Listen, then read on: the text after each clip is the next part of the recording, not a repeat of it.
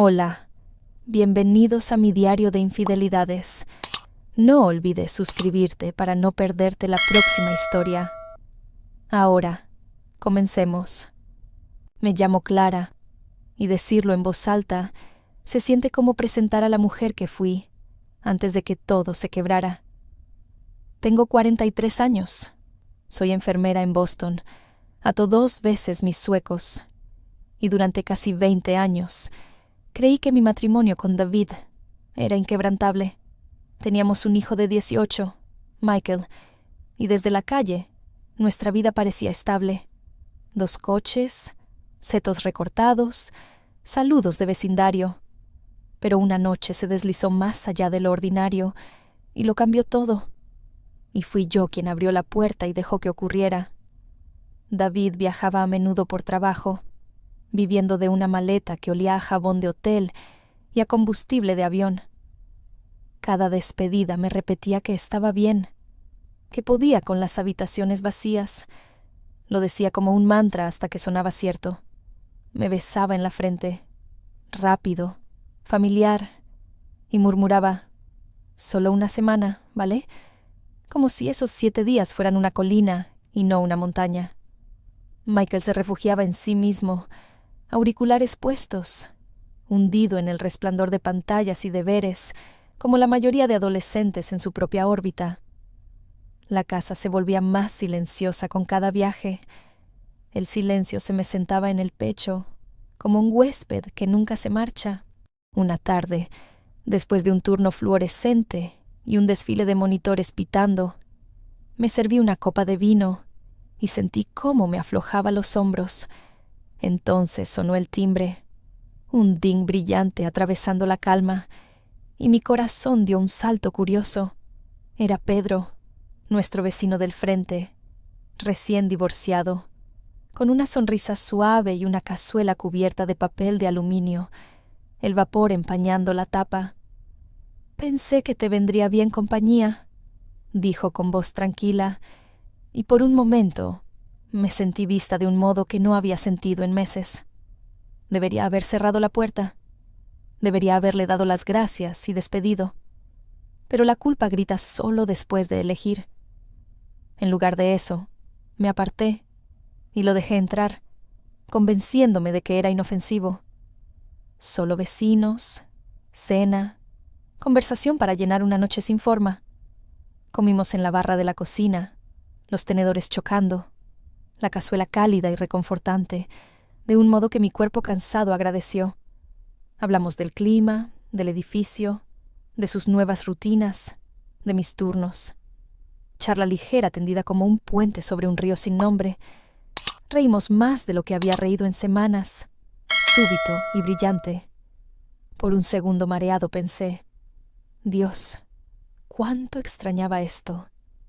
El vino borró las líneas que había dibujado, y cuando su mano rozó la mía me quedé inmóvil, atrapada en la duda. Esa pausa, pequeña como un latido, fue el instante en que todo empezó a inclinarse. A la mañana siguiente, desperté con la vergüenza clavada en el pecho, la habitación demasiado clara, demasiado honesta con lo que había hecho. Me repetí que era un desliz único que podía doblar y esconder, una puerta que podía cerrar tan fuerte que la casa lo olvidaría. Pero cuando David llamó desde el aeropuerto y me preguntó por mi día, mentí sin dudar, y odié lo fácil que resultó. La culpa no se desvaneció. Se instaló en los rincones como una mancha que frotas y nunca se borra. Pedro seguía escribiendo, mensajes cortos, un saludo en el pasillo, y aunque sabía que estaba mal, una parte descuidada de mí se inclinaba hacia ese calor. Entonces llegó la noche en que todo se deshizo, hilo por hilo. Lo sentí antes del primer tirón, una tormenta a punto de partirse. Michael bajó de repente, los calcetines susurrando en los escalones, y mi corazón dio un brinco. Ahora. Sus ojos se posaron en la chaqueta de Pedro sobre la silla, una bandera descuidada, condenatoria, y vi la imagen armarse en su cabeza. Mamá, ¿qué está pasando?, preguntó con voz tensa, preparándose para una respuesta que no quería, y la habitación se inclinó. La garganta se me apretó hasta doler. Las palabras se amontonaban detrás como tráfico en una carretera cerrada. Antes de que pudiera responder, Pedro entró con 2 vasos de agua, casual como un vecino devolviendo un plato. La sospecha se volvió certeza. El rostro de Michael se encendió, el calor trepándole por las mejillas. Sus ojos se llenaron de una furia que intentaba contener. ¿Le estás mintiendo a papá? Las palabras se quebraron como un plato en el suelo, imposiblemente fuertes. Me estremecí como si me golpearan. Su voz sacudió las paredes, hizo vibrar los marcos y pensé: Dios, ¿qué le he hecho a nuestro hijo? Le supliqué que se calmara, tendiendo unas manos que no tenían derecho a pedir gracia, pero él corrió y cerró la puerta de un portazo. En ese segundo supe que todo había cambiado. Esa mirada, dolor trenzado con rabia, se me grabó. Aún veo la firmeza de su mandíbula y el temblor que intentó tragar. A la mañana siguiente, apenas me habló, respuestas cortadas en sílabas, su mirada deslizándose por mí como si fuera un mueble. Cuando David llamó desde el aeropuerto, Michael arrancó el teléfono como un salvavidas, los dedos blancos en los bordes. Papá, tienes que volver. Mamá ha estado ocultando cosas. Oírlo decir eso fue como caer en agua helada. El silencio en la línea fue un cuchillo, limpio y frío. Aunque no oía respirar a David, lo sentí midiendo los fragmentos. Esa noche David llegó con la maleta aún cerrada, los ojos hundidos como si el vuelo le hubiera drenado el color.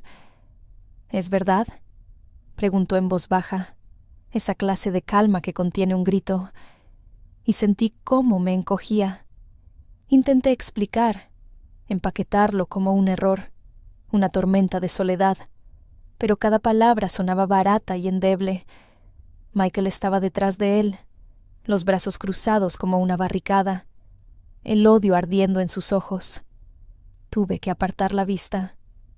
David se giró sin alzar la voz, caminó por el pasillo como un anciano y cerró la puerta del dormitorio con una suavidad definitiva. Los días siguientes fueron un castigo autoimpuesto. Moverme por las horas con plomo en las extremidades, cada tarea envuelta en alambre. Michael me evitaba con destreza de espía, horarios desalineados, sus pasos desvaneciéndose cada vez que los míos se acercaban. La distancia creció. David dormía en la habitación de invitados, la lámpara proyectando una franja pálida en la alfombra como una línea que no podía cruzar. En el trabajo funcionaba en piloto automático, constantes, registros, pitidos, mientras mi mente repetía escenas que no podía editar. Rogué por una oportunidad de arreglarlo, negociando con un Dios que había ignorado, pero llegaron papeles en su lugar. Separación, letras limpias que deletreaban consecuencia. Michael lo eligió a él. Claro que sí. Y esa elección se sintió como un veredicto pronunciado con claridad perfecta. Empaqué mi vida en cajas, suéteres doblados con manos temblorosas, fotos envueltas en burbujas, un inventario de lo que había echado a perder. Los meses se arrastraron como sobre grava. El calendario giraba con un sonido aburrido que odiaba. David y yo intercambiamos mensajes fríos sobre Michael, notas, reuniones, horarios, nuestro idioma reducido a viñetas sin ternura. No había gritos, no había rabia. Su silencio cortaba más hondo, sugiriendo un mundo donde yo ya no existía. Michael dejó de contestar mis llamadas. Miraba la pantalla apagarse sola, mi reflejo suspendido sobre un cristal que no reconocía. Me volví una extraña para mi propio hijo, y cuando esa verdad se asentó, me sacudió. ¿Cómo dejé que llegara a esto? Pedro intentó acercarse, algunos mensajes tímidos, pero los dejé pudrirse en un hilo que nunca abrí. El consuelo que me dio había reducido mi mundo a cenizas. No podía mirarlo sin saborear humo. Con el tiempo desapareció, su puerta callada, su coche ausente, el edificio tragándose el vacío sin ruido, y me quedé sola, con una culpa que dormía a mi lado y unas consecuencias que me despertaban, recorriendo un apartamento donde hasta el reloj me juzgaba. La terapia se volvió mi salvavidas, una silla semanal donde podía decir la cosa horrible sin pestañear. Quería saber por qué arriesgué todo por nada, por qué un respiro breve se sintió digno del desastre. Necesitaba un mapa de regreso a mí misma. Un día mi terapeuta dijo: «La soledad no justifica la traición. Le debías a David honestidad, no escaparte». Y las palabras cayeron como una mano firme. Tenía razón, y la admisión dolió, prueba de que había tocado hueso. Mi fallo no empezó con Pedro. Empezó el día en que dejé de hablar y permití que pequeños resentimientos crecieran en la oscuridad. Las fiestas duelen más. Minas en el calendario donde la ausencia se sienta en la mesa como invitado de honor.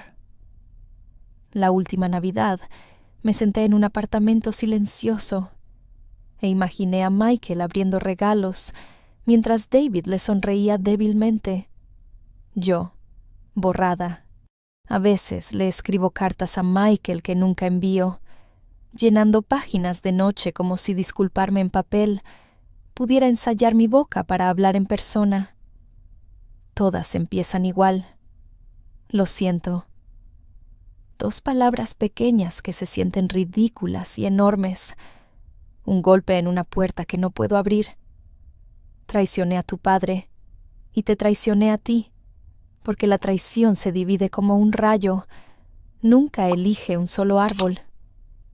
Quizá algún día las lea y entienda que incluso quienes aman de verdad pueden tomar decisiones que destruyen todo. David siguió adelante.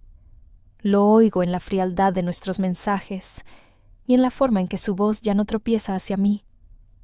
Está con alguien nuevo ahora, un nombre que conozco, pero nunca digo. El pensamiento chisporrotea y se apaga como un fósforo en el viento. Una parte de mí duele, pero otra parte espera que ella le dé la paz que yo no pude, que el hogar que rompí vuelva a estar tranquilo. Michael prospera. Fútbol, amigos, buenas notas, y cada actualización duele y sana. Estoy orgullosa hasta estallar, y avergonzada hasta esconderme. Lo animo desde las sombras, aplaudiendo en habitaciones donde nadie me oye, susurrando su nombre como una oración en noches largas. El arrepentimiento nunca se va, solo cambia de forma. A veces se sienta a mi lado como sombra, a veces se inclina sobre mi hombro, recordándome aquella noche que no puedo borrar. Lo repito como una película rota, esperando que el final cambie. Si hubiera cerrado la puerta, tirado el vino, llamado a David, quizá nuestra familia seguiría entera, pero no lo hice. Y ahora vivo en las ruinas que creé. La infidelidad no solo rompe votos, quiebra espejos hasta que no puedes reconocerte. Divide familias, deja grietas en cenas y fiestas, cicatrices en lugares que antes eran seguros. El peor eco es la voz de mi hijo, herida, furiosa, aún resonando en mi cabeza. Ese momento trazó una línea en nuestras vidas que nunca se borrará. No solo traicioné a mi esposo, traicioné a mi hijo, y esa cicatriz nunca sanará. Gracias por ser parte de esta historia. Si quieres escuchar más, siéntete libre de suscribirte y activar la campanita para no perderte la próxima entrada del diario. Tengo curiosidad. ¿Qué piensas de esta historia? ¿Has vivido algo similar? Comparte tu historia en los comentarios. Gracias por tomarte el tiempo de escuchar.